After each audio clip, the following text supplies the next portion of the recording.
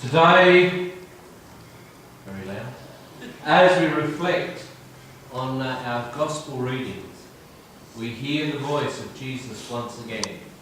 And the words today say simply this: I am the bread of life.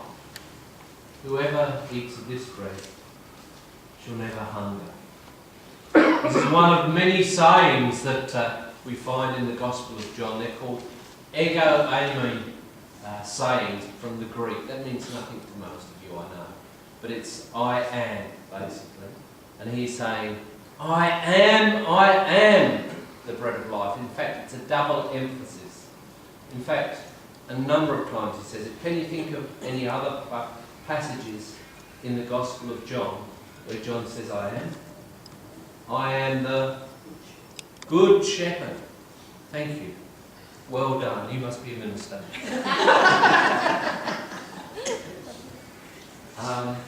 I am the living water. Thank you. You must be becoming a minister. Well done. Gee, all that training's for something, isn't it? I am the way, the bread of the life, truth, and the life. A number of these sayings, very important milestones along the gospel. I always love this version here. There are others, I won't go into them. There's 7, in fact, sayings, the I am sayings. In fact, they go right back to another story. Do you remember the story of Moses in the wilderness? And when Moses is he's at his lowest. He's tried his social justice bit. He tried to sort of get rid of the Egyptians by killing one of them, and he finds himself in the middle of nowhere looking after some sheep. And as he's there, as he's sitting there, the bush bursts into flames and God speaks to him. Yeah? Do you know that story? Yeah, you're familiar with it? And he says, who are you? And what does God say? I am. I am. I am the one. So Jesus here, he's aligning himself every time he says I am to that story. There is a further allusion to an old story here as well.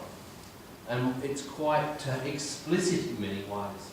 Because the crowd meet him in this place called Capernaum, and they start to talk to him, and he says, you only come here because you feel hungry.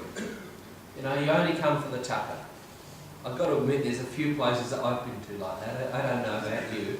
I just go because I know there's going to be a good feed of. But that's what he says to these people.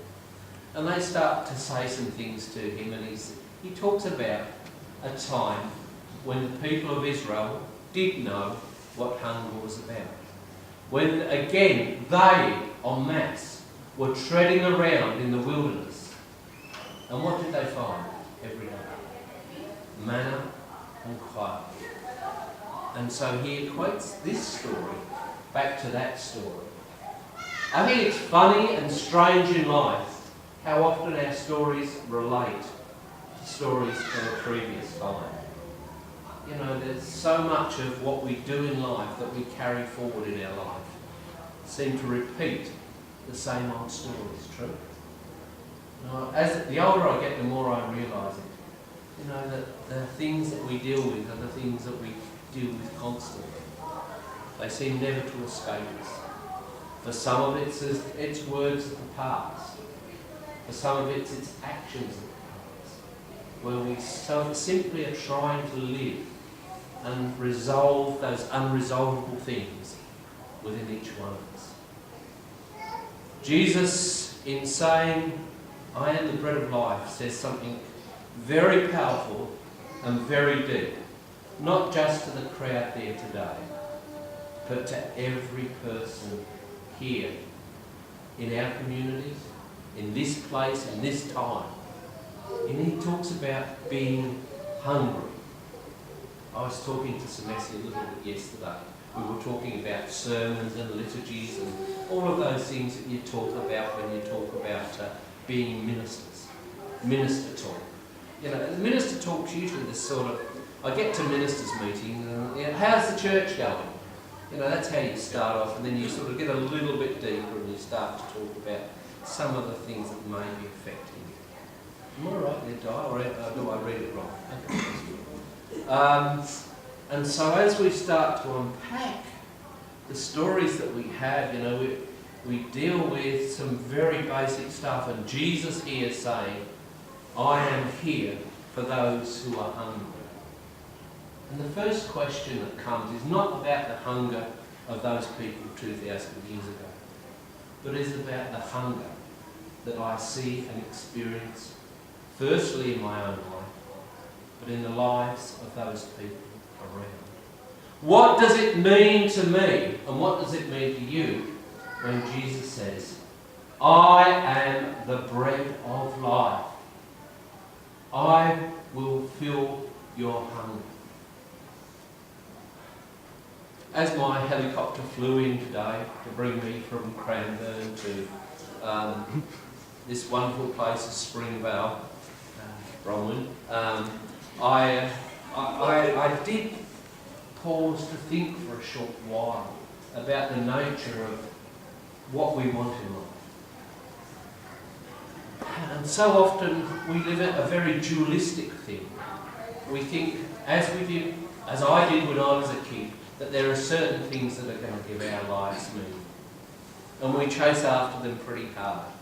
In fact, as I was leaving, my daughter was telling me how much there was a book in the book club she belongs to that she's just simply got to have, because apparently life without this book is not worth living. It was a book about princesses, so I can assure you it was very deep and meaningful. But to her mind, this was going to solve everything that she needed.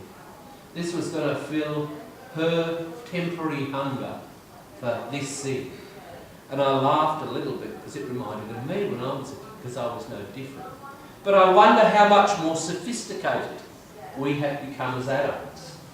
I don't know. I should look at my dear friend Greg up here and ask him how many pieces of electronic equipment are enough. How many pieces of technical gadgetry are enough for you? There's always going to be something more, isn't there, Greg? Yep, always. You were telling me the other day you saw a 16 channel, was it? No, 8 channel mixer I bought. You bought the 8, but you would have liked the 16 channel. Yep. Yeah. You would have. And your life would have felt so much better if you. Well, it's not only that, but I'm using it to do other stuff, because it's about. Isn't that the way? I loved the way we justify it. You know, if only I had this thing, I could do that stuff just a little bit better. Yeah? Of course, you never experienced this in your own life. Husbands, you've never turned to your wife and said, if only I could get this, it will make life so much easier. Our kitchen is full of gadgets that will make life easier. I've got to say, a lot of them have got a lot of dust on them and very rarely get used. Isn't it funny how these things affect our life? And look, this is trivial stuff, but it actually touches into something much deeper. Because for so many people I meet, we want something to give our lives meaning, to give our lives some sense of purpose. And you know, there are messages constantly around us that tell us that they will offer great things in our life. But when all is said and done, when all is stripped away, we really don't give our lives too much meaning. As a lover of technology myself, I wonder where I'd be without all of my eye gadgets, without all of my computers, and yet, deep down, I know that's not the stuff that really fulfills who I am. And I know that there is a sense of hungering for something much more in my life. And when I read the story today from John 6, it is a story of hungry people who have a desire. It makes me laugh. It's a funny story because Jesus says to, what do you want? And they said, we want you to do a miracle. Well, hang on. What's just happened in the previous story? If we can remember back, he's just fed how many? 5,000, followed by just a quick trip, a walk along the sea. You know, what more do we need? And I think there is something very human in this. Doesn't matter what happens, we want something more. We are insatiable in our appetite to see more and have more. Would Jesus have walked on water again? Would it have made him any greater, any more miraculous? Because it's not about the miracles. It's about the need and the hunger within the people. The miracles in John's Gospel, at least, are purely signs to something much greater going on. We live in an age that can be a little sceptical about signs and miracles. And we might see the signs and miracles in front of our eyes, but it doesn't necessarily make us believe any more in who Jesus is. Because it's not the signs and miracles, it's who Jesus is that is important. The one who can fill the needs and the hunger that we have. Very shortly we're going to go into a time of sharing around communion. And obviously there's such a connection there between Jesus saying, I am the bread of life, and what we do. A queue up. And I do think it's a little bit sad that we, as I said to our young people the other day, we've turned this into some kind of encapsulated ritual. For the early church, it was an agape feast. It was a real meal. And we have this nice little liturgy now, 2,000 years down the track, which I adhere to very closely every month. And we stand up in our row and we come down. But what is today's message as we go into this time of communion and sharing together is about bringing our hungers, our needs to God. Symbolically, we are doing this as we come forward. As I start to prepare, and what I wanted to do and why I changed the order today is I didn't want to divorce what we do as a communion service from the sermon we hear. From the words of Jesus who says, I am the bread of life. Whoever comes to me will not be hungry. Can I say, as a hungry man today, I invite you in our imperfection to join me in reflecting firstly upon what this ritual means. It is so much more than just remembering the sacrifice that Jesus made to us. It is so much more than just going through the motions. And so as I start, I look and I turn around and I say, okay, we'll do this. But let's interact this with some of our own feelings, our own desires, our own wants. I don't know what you think when you come to communion. I know what I think. I know that I come out of a sense of need and purpose. For some others, you come out of a sense of this is some great futuristic meal that we will share. For others yet, there's probably some confusion. You know, we use dual terminology. We talk of bread, we talk of wine, we talk of body, we talk of blood. And somehow we try to correlate the two. And so as I begin and say, the Lord be with you. And also with you. Lift up your hearts. We lift up to the Lord. Let us give thanks to the Lord our God. It is right to give our thanks and praise. This is the joyful feast of the Lord. People come from east and west, from north and south, to eat at this table. You have come from your place to take part in eating at this table today. I ask, as we do this, that we reflect, we think quietly on what this means for us. What this means for you today, as you seek to understand, firstly, your walk with God, your place in this world. And I ask the question, what do you hunger for? As you have heard the words of today, where Jesus says, I am the bread of life.